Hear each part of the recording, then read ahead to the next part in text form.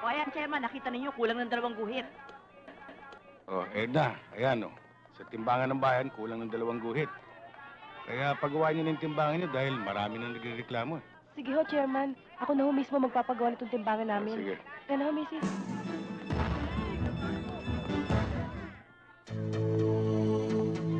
Chairman Kayabyab, Kapitana, naligaw kayo. hindi ako naligaw. Ikaw ang sinadya ko rito. Para linawin ang mga pambabastos na ginawa mo sa akin.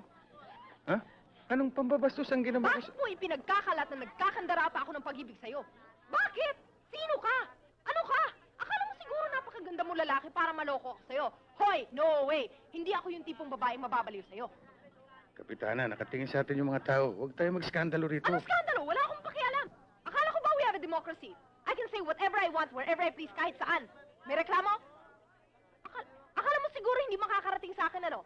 Ganyan kayong mga lalaki. Pag nako-corner, para kayong mga hamong tupa, bumabaligtad.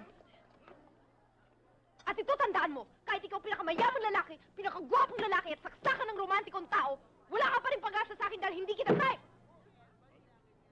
Aba, teka, ang sinabi ko lang, maalat yung adobong linuto mo. Eh di binastos mo rin ako. Ano? Ano? Wala ka palang binatbat?